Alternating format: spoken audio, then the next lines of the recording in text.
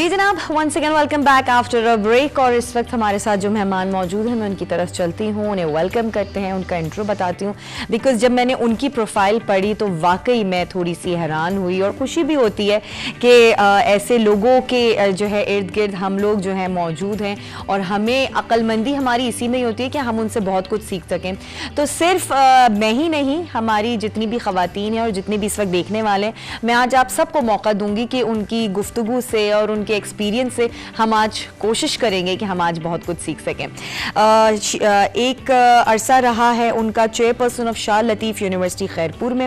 अगर अरसे की बात की जाए तो 25 ईयर्स उन्होंने जो है वहाँ पर अपनी खिदमात वहाँ उन्होंने अंजाम दी है। आजकल वो हैं डीन फैकल्टी ऑफ लैंग्वेजेस की नमल में।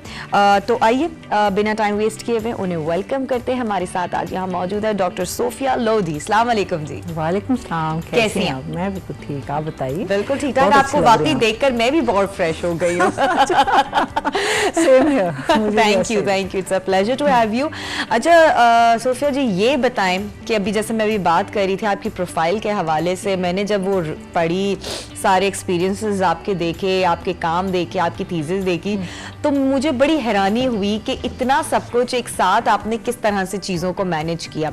जाहिर है कि आपकी प्रोफाइल देखकर मैं इंस्पायर हुई, लेकिन लाजमी सी बात है इस प्रोफेशन को अपनाने से पहले आपकी भी कोई इंस्पिरेशन रही होगी, आप भी किसी से इंस्पायर हुई होंगी ताकि आप इस प्रोफेशन को और ज़्यादा अपना सकें। तो इसके पीछे का बैकग्राउंड क्या है, ज़रा वो बताइएगा। बहुत शुक्रिया कि आपने मुझे मौका दिया और अपने प्रोग्राम में बुलाया। बात यह है कि मेरा ताल्लुक़ एक ऐसी फैमिली से है जिसमें पढ़ना लिखना और अदबी हवाला जो है उसका, इस वजह से तो शुरू से इस चीज़ के ऊपर ज़्यादा ज़ोर था। और ना पढ़ाई भी एक अच्छी होनी चाहिए, लेकिन उसके साथ जो है ना तरबियत का भी बहुत साथ जी।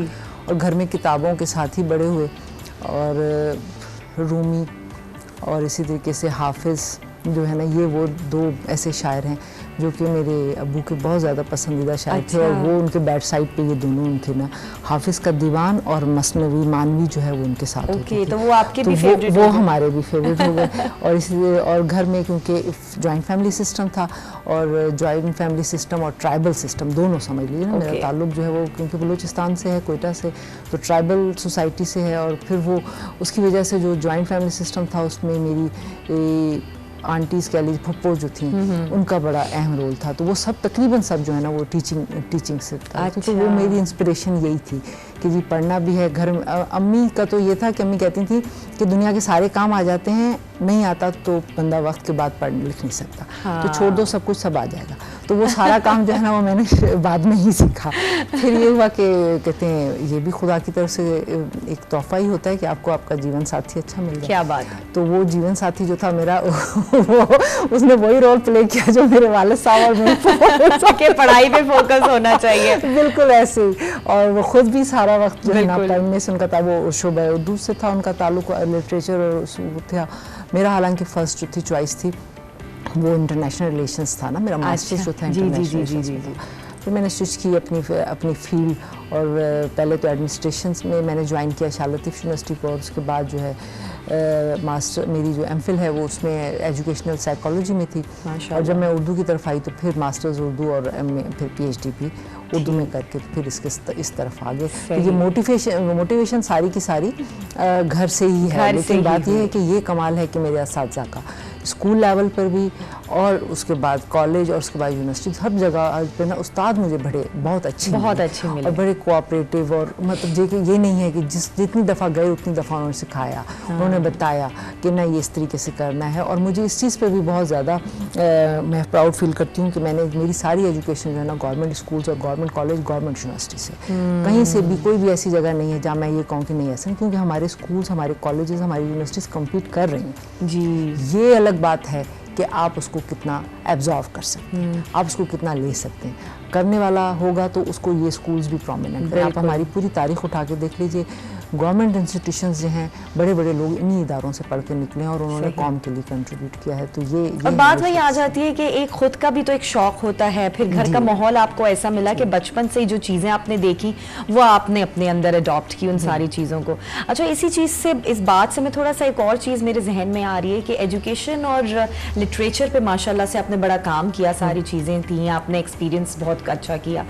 आजकल का स्टैंडर्ड अगर आपसे मैं पूछूं कि क्या है, और आप इस चीज़ से एग्री करती हैं कि जो आपने पढ़ाई की, जिस लिटरेचर को आपने पढ़ा, जिस एजुकेशन को आपने अपनाया, वही स्टैंडर्ड्स आजकल मेंटेन किए जा रहे हैं और बच्चे आजकल के उसी डगर पे चल रहे हैं? देखिए, हर ऐद की अपनी अपनी डिमांड्स होती हैं और हर ऐद की अपनी अपनी रिक्वायरमेंट्स भी।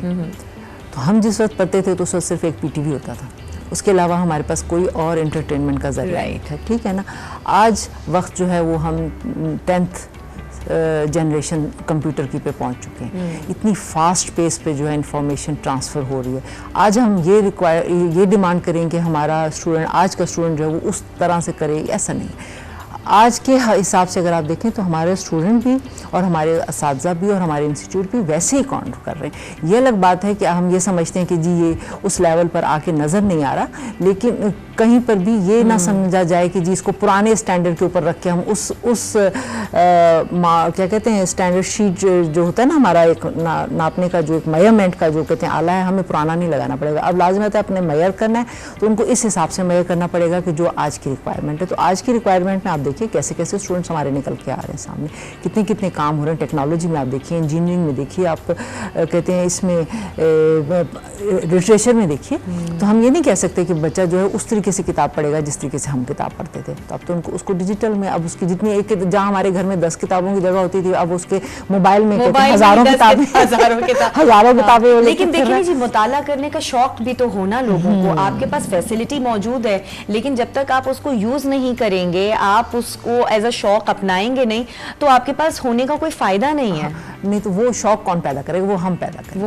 वो हमें उनको बताना पड़ेगा, एज अ पेरेंट भी और एज अ टीचर भी, और एक अच्छे सिटीजन उसको कैसे हम डेवलप कर सकते हैं, एक अच्छा शहरी कैसे हम ग्रूम कर सकते हैं, उसके लिए हमें आगे बढ़ना पड़ेगा। हम बच्चे अपने नौजवान से ये डिमांड नहीं कर सकते कि वो करे, हमने उसको क्या दिया, पहले हमें अपने आप को देखना पड़ेगा। पहले उसको हमें तराशना पड़ेगा, उसको उसके अंदर हमने चीजों को मोल्ड करना पड़ेगा। अच्छा, जहाँ स्टूडेंट्स की बात कर रहे हैं, मैं थोड़ा सा एक और सवाल आपके सामने रखना चाहती हूँ कि माशाल्लाह से नमल यूनिवर्सिटी में आप डीन भी हैं फैकल्टी ऑफ लैंग्वेजेस की, जहाँ पर 19 लैंग्वेजेस पढ़ाई जा रही होती हैं। तो ये भी बताइएगा कि वो कौन कौन सी लैंग्वेजेस हैं, और जहाँ स्टूडेंट्स की बात हो रही थी, मैं इसको उसी से जोड़ती हूँ कि आप क्या समझती हैं कि, या और आपने देखा भी होगा कि स्टूडेंट्स क्या किस तरह से उन लैंग्वेजेस को अपना रहे हैं, इंटरेस्ट शो कर रहे हैं, और कहते हैं ना कि आप ज़िंदगी में बहुत सारी चीज़ें मुख्तलिफ किस्म की एक्सप्लोर करते हैं, तो इस सिनेरियो के अंदर बच्चे वही एक्सप्लोर कर रहे हैं, नई लैंग्वेजेस को और अडॉप्ट कर रहे हैं?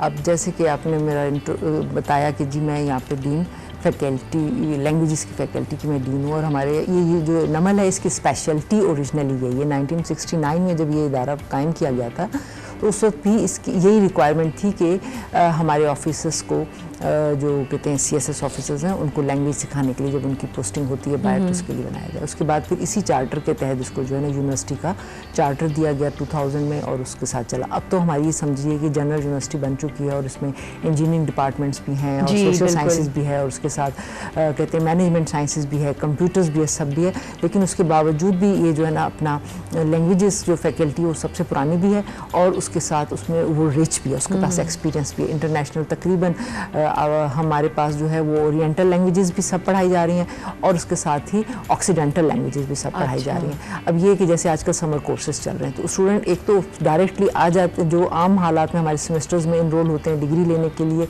उनका नंबर ऑफ स्टूडेंट्स भी बहुत अच्छा है। लेकिन उसके अलावा समर कोर्सेज में स्टूडेंट जो है ना वो ज़्यादा, उसमें भी बहुत ज़्यादा इंटरेस्ट लेते हैं, और वहाँ पर वो आते हैं, शॉर्ट कोर्सेज लैंग्वेजेस के मुख्तलिफ तरह करते हैं। और वो भी आपको पता ही है, उसकी रिक्वायरमेंट ये है कि कभी किसी जगह पर किसी यूनिवर्सिटी में उन्होंने बाहर के लिए दाखिला वगैरह के लिए किया हुआ है, तो उसमें ज़ुबान उनको आनी चाहिए।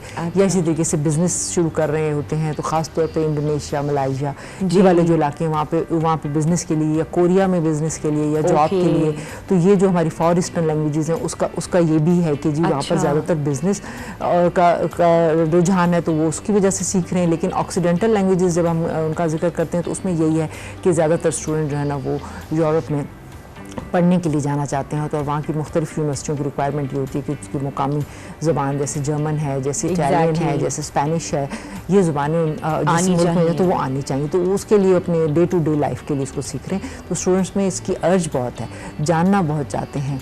और हालांकि इसकी सब आउटर वो पड़ी हुई हैं, कहते हैं ऑनलाइन इसकी कहते हैं पैकेजेस मौजूद हैं, मुख्तलिफ किस्म के ऐप्स मौजूद हैं जो ड्यूलिंगल लैंग्वेजेस सिखाती हैं। लेकिन उसके बावजूद भी ज़ुबान एक ऐसी चीज़ है जब तक आप उसको फ्रीक्वेंटली उसकी प्रैक्टिस नहीं करते तो वो आपको नहीं आती। तो इस वजह से स्टूडेंट्स का रुझान इसकी तरफ ज़्यादा है। ये अलग बात है कि हम भले कहें कि जी दुनिया जो है वो बन गई है, ग्लोबल विलेज बन गई है और यहाँ पर एक ही ज़ुबान चल रही है, ऐसा नहीं है। खुदा ने दुनिया जो है वो डाइवर्स पैदा की है और इसकी खूबसूरती सी डाइवर्सिटी में है। और सबसे अहम चीज़ जो इसमें जो बुनियादी टेक्नोलॉजी इंसान ने जो इजाद की है वो है ज़ुबान। बिल्कुल तो उसकी डाइवर्सिटी जो है वो इसकी खूबसूरती है, तो हमें इसको सीखना चाहिए। अच्छा, कोविड के दौर को किस तरह से आप लोगों ने इनकलकेट किया, क्योंकि ज़ाहिर है ऑनलाइन स्टडीज़ भी आ गई। अब ज़ाहिर है कुछ चीज़ें ऐसी होती हैं, कुछ कोर्सेज ऐसे होते हैं कि जो सिर्फ प्रैक्टिकल और उसके ऊपर भी डिपेंड करते हैं। बच्चों को समझाने के लिए टीचर्स का फेस टू फेस होना और हर बच्चे पे कंसंट्रेट करना बड़ा ज़रूरी हो जाता है, जो ऑनलाइन में मेरे ख्याल से बच्चे एक तरह से नहीं कर पाते। तो आप लोगों ने इन चीज़ों को कैसे मैनेज किया? जी, इसके ऊपर बहुत काम किया और ये इतना मतलब आप ये कह लीजिए ज़रूर ये कोविड जो है ये एक खुदा की तरफ से एक आजमाइश है। लेकिन हम लोग कहते हैं ना कि ब्लेसिंग इन डिस्गाइज, वो भी हमें ये पता चल गया कि टेक्नोलॉजी को कैसे इस्तेमाल किया। मतलब जो काम हम 2 साल 10 साल बाद करते लैंग्वेजेस वाले, लिटरेचर वाले, वो हमने जल्दी से अपना लिया और हमारी यूनिवर्सिटी ने इस पर बहुत ज़्यादा काम किया। हम लोगों ने अपना जो पूरा एक IT सेक्शन जो है वो इसके लिए तैयार किया। हालांकि ये हमारा चार्टर नहीं था, हम वर्चुअल यूनिवर्सिटी तो नहीं थे कि हमारे पास ये सारी चीज़ें मौजूद होती। तो उसके हिसाब से हमने अपना IT सेक्शन, अपना LMS, अपना पूरा जो कहते हैं ऑनलाइन उसका क्लासेस लेने का और उसमें ऑनलाइन जो है ना अपना कोर्स पैक वगैरह जो अपलोड करने का तरीक़ेकार था उसको अपनाया। अपने टीचर्स को जल्दी जल्दी इसके हिसाब से जो है ट्रेन किया। तो ये 1.5 साल मतलब कोई ऐसी जगह नहीं आई हमारी यूनिवर्सिटी में कि जहाँ हमने ये किया सोचा हो कि जी स्टूडेंट्स का लॉस हो गया है या इतना टाइम हम तो देर से एग्ज़ाम लें, ऐसा नहीं है। ये अलग बात है कि लैंग्वेजेस में ज़रूरत पड़ती है प्रैक्टिस की कि आप सामने आ जाएं। तो उसके लिए फिर हम लोगों ने ये तरीका निकाला कि एक तो क्लासेस जो कहते हैं गूगल मीट पे या जूम पे या जो भी कहते हैं लें, लेकिन उसके साथ ये कि जो कहते हैं नेटिव लैंग्वेज स्पीकर्स हैं, ख़ास जो हमारे पास ज़्यादातर नेटिव लैंग्वेज स्पीकर्स भी मौजूद हैं जो क्लासेस में जाते हैं बच्चों की कन्वर्सेशंस के लिए, तो वो भी। और उसके अलावा वेबिनार्स के थ्रू हमने बाहर से कहते हैं प्रोफेसर्स जो हैं वो उनके प्रोग्राम्स, उनके लेक्चर्स जो हैं वो करवाए ताकि स्टूडेंट उनके साथ ऑनलाइन कन्वर्सेशन कर सकें और सीख सकें। जी, सीख सकें। ज़ुबान में कन्वर्सेशन सबसे अहम होती है। तो ग्रामर तो आप उनको पढ़ा देते हैं, आप उनको रीडिंग राइटिंग भी सिखा देते हैं, लेकिन जब तक उनके अंदर प्रैक्टिस नहीं आएगी कन्वर्सेशन की तो वो उनकी कॉन्फिडेंस डेवलप नहीं होता। तो फिर उसके लिए इस तरह के प्रोग्राम्स जो है ना वो भी हम लोगों ने किए। सही। अच्छा, एक और चीज़ मेरे जहन में थी, PhD की जो आपने जो थीसिस की है उसके हवाले से मैं जानना चाहूँगी कि बड़ा ये एक मुश्किल सा एक जो टॉपिक था जो कि मुस्लिम एजुकेशन कॉन्फ्रेंस की उर्दू खिदमत, ये आपने क्यों चूज़ किया? मतलब क्या सोच के शायद आपको ये बहुत आसान लगा या आप ये समझती थी कि इस पर रिसर्च करना और इस पर और ज़्यादा मालूमात हासिल करना ज़रूरी है, इतनी ज़्यादा इस पर रिसर्चेस नहीं हुई हैं, क्या वजह थी? बहुत अच्छा आपने सवाल किया। ये टॉपिक मेरे दिल के बहुत करीब है। अच्छा। टॉपिक पे तो बाद में बात करती हूँ। अलीगढ़ के साथ मेरा बहुत करीब का ताल्लुक, आप समझ लीजिए कि मेरे 4 फादर्स में एक जो कहते हैं मेरे कहते हैं ग्रैंडफादर के चचा थे, वो इकोनॉमिक्स के प्रोफेसर थे अलीगढ़। सही। ठीक है। इसी तरीके से मेरी जो ग्रैंड मदर हैं उन्होंने किया हुआ था ग्रेजुएशन अलीगढ़ से। ठीक। तो अलीगढ़ से एक इस तरह से ताल्लुक़ है। लेकिन अगर हम इसका नज़री ताल्लुक़ अपना जोड़ें उसके साथ, तो अलीगढ़ ही वो बुनियादी तहरीक है जिसकी वजह से हम आज पाकिस्तान में बैठे जी, जिसने ये अवेयरनेस दी कि एक अलग मुल्क होना चाहिए हमारे पास, हमारी एक अलग आइडेंटिटी है, हमारी एक अलग शनाख्त है, हम डिफरेंट हैं। तो बीच में फिर कुछ ऐसा एहसास मुझे ऐसा हुआ कि हमें लगा कि हम ये समझते हैं कि जो हमारे फाउंडर्स ने किया शायद वो सही तरीके से समझ नहीं सके, या ये उनकी कोई शायद गलती थी कि उन्होंने पाकिस्तान बना दी। बीच में आपने नोट किया होगा कि कहीं ना कहीं ये बहस शुरू हो गई थी। लेकिन इस बहस को खुदा का शुक्र है कि मोदी की पॉलिसीज़ ने खुद ही काम डाउन कर दी। पता चल गया कि जी नहीं, वो बहुत अच्छी तरह से बहुत दूर तक दूर नज़र से देख रहे थे, फ्यूचर उन्होंने फोरकास्ट कर लिया था, उनको पता था कि ये ऐसा ही होगा। ठीक है ना, तो उन्होंने फोरकास्ट, तो जिस वक्त मैं इसमें रजिस्टर हुई थी 2000 में, मैंने ये टॉपिक ऑप्ट किया था। अच्छा, तो उस वक्त इसकी ज़रूरत महसूस हो रही थी कि इसको इस तरीके से देखना चाहिए। तो मुस्लिम एजुकेशनल वर्क भी आप देख लीजिए, पाकिस्तान में इस वक्त आपको जितने भी इस्लामिया के नाम से इस्लामिया स्कूल, इस्लामिया कॉलेज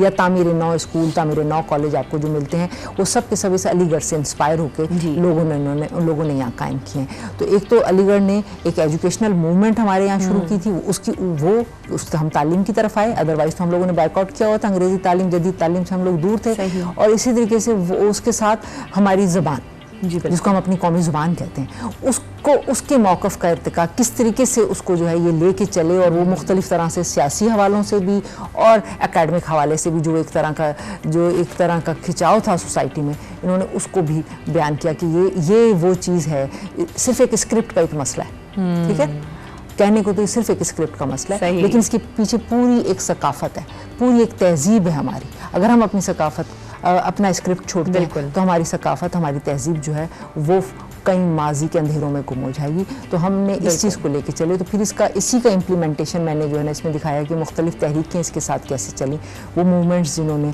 आगे चल के पाकिस्तान मूवमेंट की शक्ल इख्तियार की।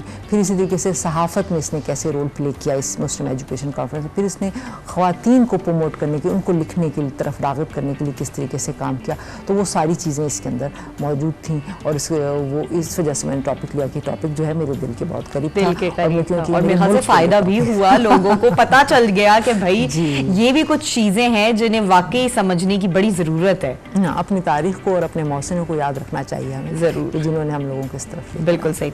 अच्छा, शाह लतीफ़ यूनिवर्सिटी खैरपुर में उर्दू डिपार्टमेंट की आप चेयरपर्सन रही हैं, और वहाँ आपका रिसर्च जर्नल भी आपके ही होते हुए शाया हुआ, तो उसके बारे में ज़रा बताइएगा। हमारे कहते हैं शाह लतीफ़ यूनिवर्सिटी में 1989 में जो है ये शोबा उर्दू कायम किया गया था, और फिर आगाज़ तो एमए की क्लासेस से हुआ था इवनिंग में, लेकिन फिर उसके बाद हमने इसको ऑनर्स और फिर मॉर्निंग में लेकर आए। और पहला ही हमारा शोबा था जिसने, जब एचईसी ने बीएस की पॉलिसी अनाउंस की थी, अंडर ग्रेजुएट पॉलिसी को लेकर आए थे, तो पहला हमारा ही शोबा था जिसने इसको ऑप्ट किया था, और वहाँ पे BS 4 ईयर मतलब बैचलर ऑफ स्टडीज़ के कहते हैं टाइटल के साथ हम लोगों ने ये प्रोग्राम शुरू किया।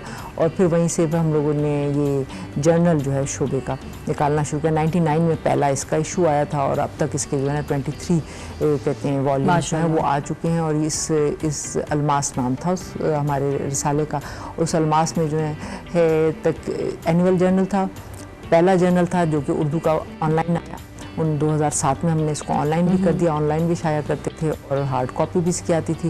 इसी तरीके से यही वो पहला जर्नल है जिसको एक्स कैटेगरी में एचईसी ने रिकग्नाइज भी किया था। उर्दू का जर्नल था, अगर दूसरों के तो होते हैं, लेकिन लैंग्वेजेस में कोई ऐसा जर्नल नहीं था जिसको रिकग्नाइज किया। और इसमें कंट्रीब्यूशन सिर्फ पाकिस्तान से ही, यूनिवर्सिटी से ही लोग नहीं करते, बल्कि इसमें इंटरनेशनली भी राइटर्स ने इसमें लिखा। और हम लोगों ने इसमें ये किया था कि उर्दू अदब से रिलेटेड आर्टिकल या जो रिसर्च आपकी दें, चाहे वो उर्दू ज़ुबान में लिखी हुई हो चाहे वो इंग्लिश में। तो उसकी वजह से मुख्तलिफ जितने भी दुनिया के मुख्तलिफ मुल्क हैं जहाँ यूनिवर्सिटीज़ जहाँ पे उर्दू पढ़ाई जाती है या जहाँ पे उर्दू के प्रोफेसर्स मौजूद हैं, उनका कंट्रीब्यूशन भी इसमें शाया होता था।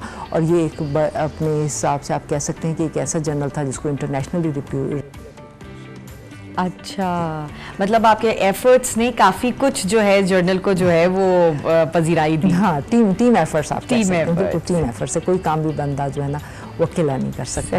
तो ये एक हमारी टीम एफर्ट थी। अच्छा, सब लोग शामिल थे। ठीक है। अच्छा, अभी तक अगर देखा जाए तो पाकिस्तान की नुमाइंदगी आपने कितने और मुख्तलिफ मुल्कों में की है?